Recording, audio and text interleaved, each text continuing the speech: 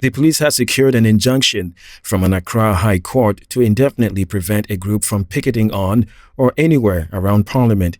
Last week, the group Justice for Ghana announced its intention to indefinitely occupy the forecourt of Parliament on Wednesday as part of its protest against the 2022 budget.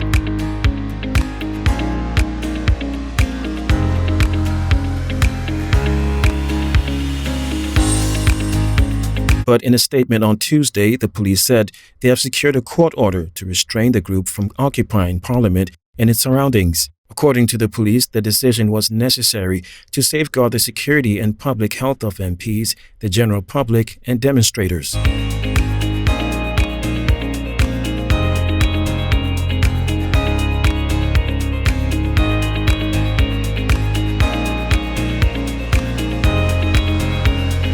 The statement, however, noted that the service had put in place adequate measures to plan demonstrations except the premises of Parliament, which the group had earlier indicated they will occupy.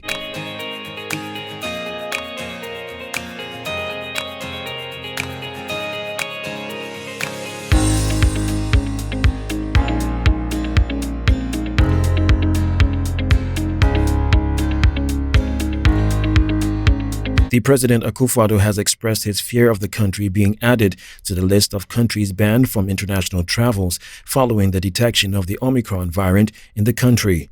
According to him, that is a possibility, as has happened to several African countries, in particular including Nigeria and South Africa.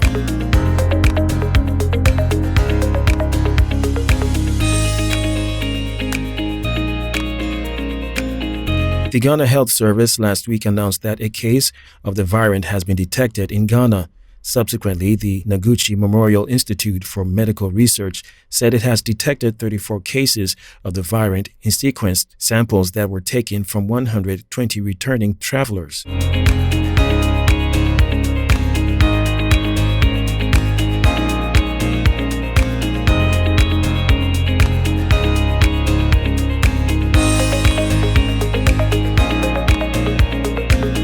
Nonetheless, he said the government will do whatever possible to ensure that the citizenry is protected against the disease at all times.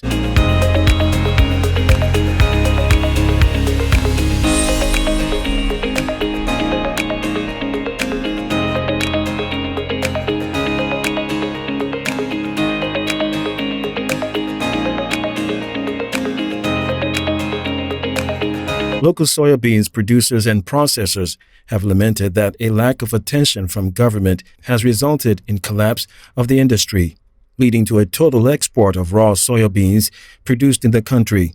This, they point out, can be blamed on the high cost of poultry feed in the country, since soya is an important ingredient used in the preparation of poultry feed.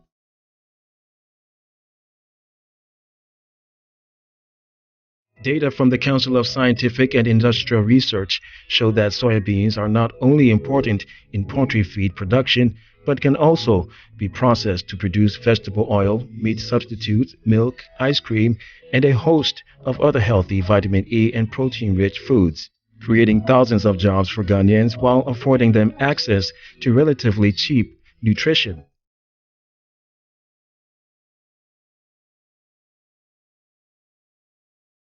CEO of soya processing company Tepana Limited and convener of the Rice Millers Association of Ghana, Yao Edu-Poku, said local processors have lost the market to Indian investors who buy all the raw beans and add value to them before re-importing them to Ghana.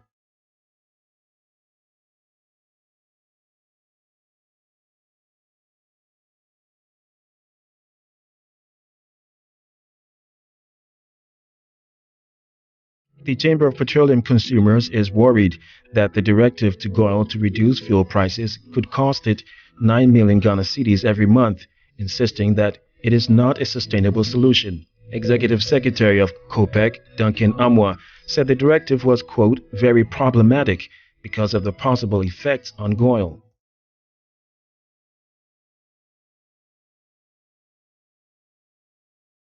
Government had directed GOIL to reduce its fuel prices by 15 pesos to bring respite to drivers who embarked on a sit-down strike on Monday, as a more sustainable alternative to better fuel pricing for consumers, Mr. Amwa said, quote, "A long-term measure would mean that we should situate the taxes within the context of international market prices."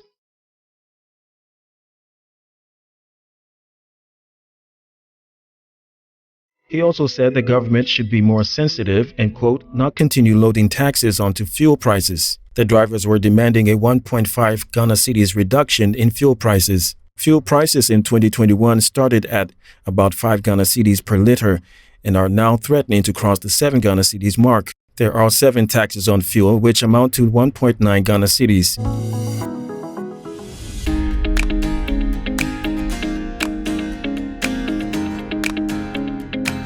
Minister for Communications and Digitalization, Ursula Owusu-Ekufo, says her outfit is working feverishly to engender Ghana's accelerated digital transformation. According to her, the critical ingredient for success in such endeavor was the need to put people first, adding that technology was only ever as good as the people implementing it and using it.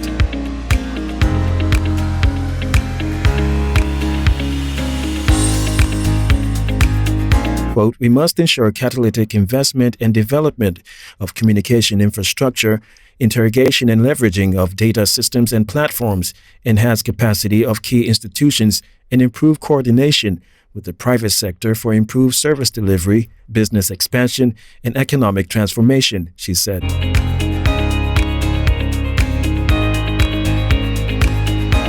"We all have a part to play, and as leaders in our various sectors, the onus is on us to set the tone for full commitment and support for the digital transformation work that is required. This collaborative tone must be set at the top and must filter through to all levels of our organizations," she said. She therefore invited each ministry to nominate 2 officers to take the role of digital transformation leads.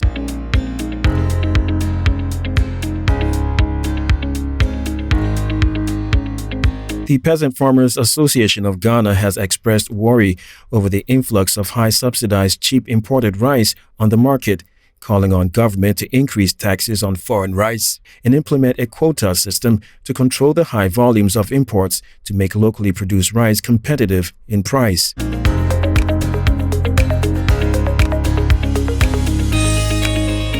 A bag of 50-kilogram foreign rice on the Ghanaian market currently sells for an average price of 350 Ghana cedis, with some brands going as high as 380 Ghana cedis.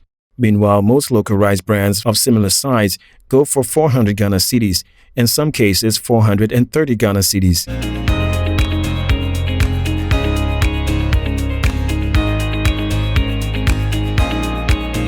But the head of programs and advocacy for PFAG, Dr. Charles Nyaba, argued that most foreign rice, which are dumped on the market, are highly subsidized by the exporting country, thereby making it cheaper for Ghanaian consumers to purchase, to the detriment of local brands, which are considered expensive.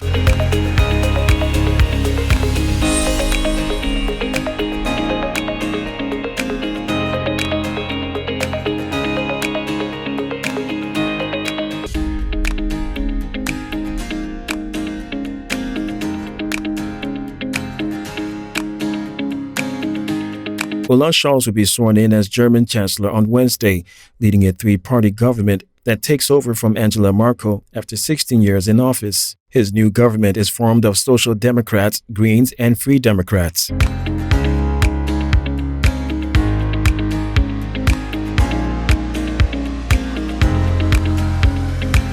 The handover of power also marks the end to Mrs. Merkel's 31-year political career. Mr. Scholz, a soft-spoken 63-year-old, steered the Social Democrats to election victory in late September, positioning himself as continuity candidate because he played a key role in the Merkel government as vice chancellor.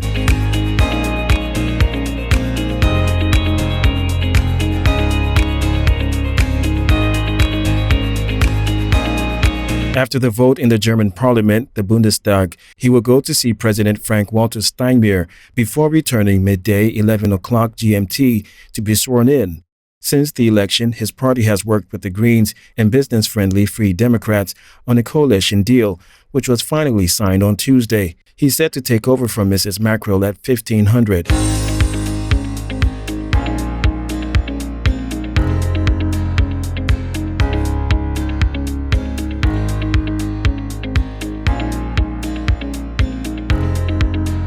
Existing vaccines should still protect people who contract the Omicron variant, a World Health Organization official says. It comes as the first lab test of the new variant in South Africa suggests it can partially evade the Pfizer jab.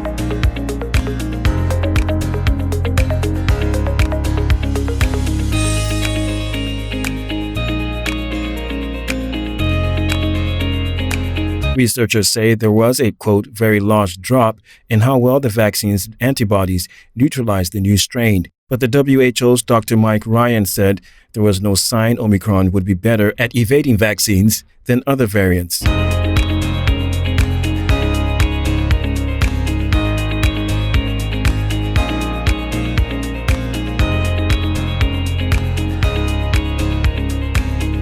Quote, we have highly effective vaccines that have proved effective against all the variants so far in terms of severe disease and hospitalization, and there's no reason to expect that it wouldn't be so for Omicron. Initial data suggested Omicron did not make people sicker than Delta and other strains. Quote, if anything, the direction is towards less severity, he said.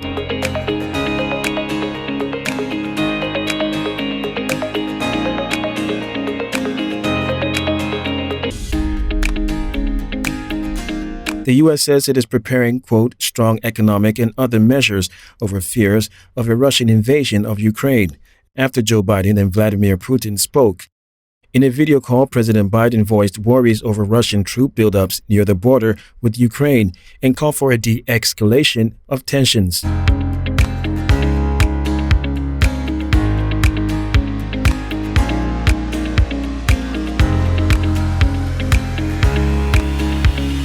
President Putin accused Ukraine of provocation and sought guarantees against eastward NATO expansion and deployment of weapons close to Russia.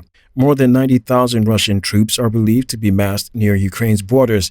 The movement has strained already tense relations between Russia and the U.S.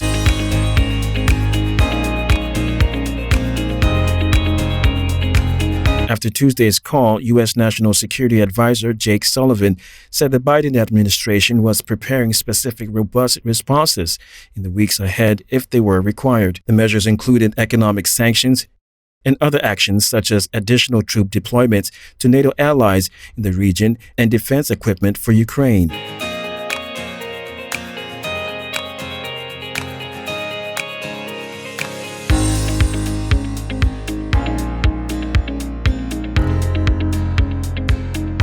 Beleaguered South African Football Association officials are beside themselves with desperation following FIFA's dismissal of their petition against Ghana for a replay for the Qatar 2022 World Cup qualifier in Cape Coast.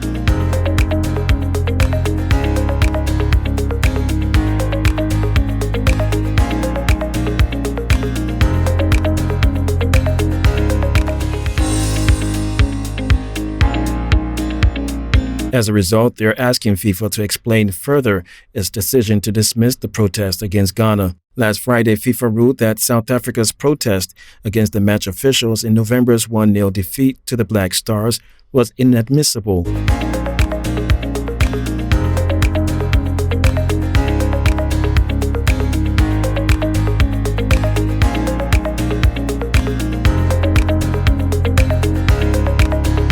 To FIFA, the information sent by SAFA could not be considered because it did not meet the requirements for such a complaint to be filed. And not satisfied with the ruling, SAFA has defiantly requested FIFA to provide the details for reaching the decision to reject the protest.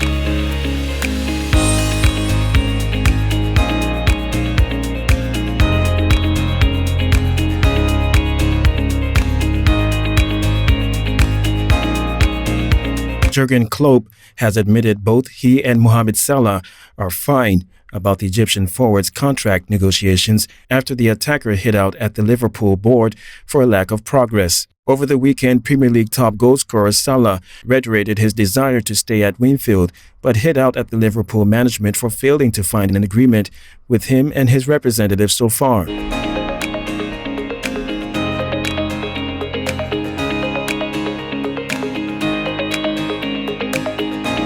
Ahead of Liverpool's trip to face AC Milan in their UEFA Champions League group stage clash this week, Klopp fielded more questions about the future of his star striker is still complicated and will take time.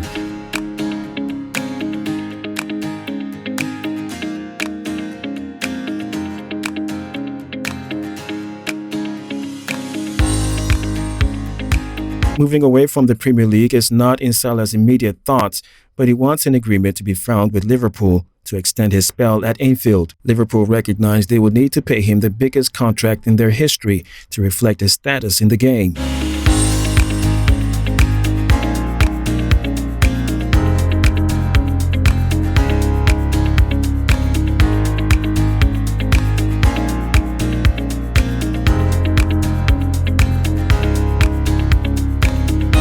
Monique Maolawe Agbedekwe, a Ghanaian contender at the ongoing 2021 Miss World pageant in Puerto Rico, is seeking country support to triumph at the international contest. 98 queens representing different countries were confirmed taking part in this year's Miss World pageant.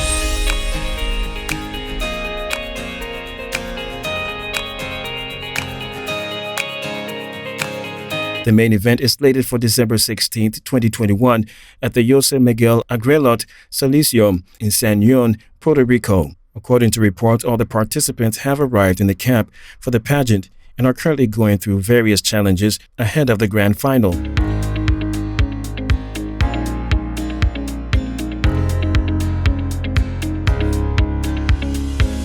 They were officially assigned to their groupings via Miss World YouTube channel back on November 24, 2021. Miss World Ghana is leaving no stone unturned to progress through the various stages of the pageant. However, she needs some support by way of votes, and she has since been calling on Ghanaians to assist her with more votes at the pageant.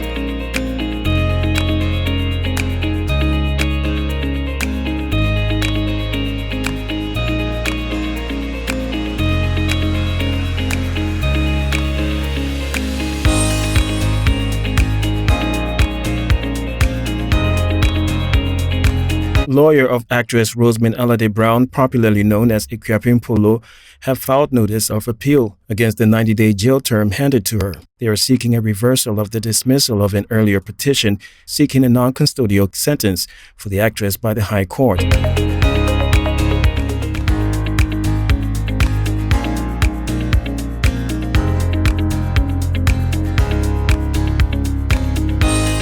The notice of appeal, which was filed at the appeal court only 5 days after her earlier petition, was dismissed by Justice Ruby Aite, who ruled that the 90 days custodial sentence imposed on her by the circuit court was not manifestly excessive and harsh.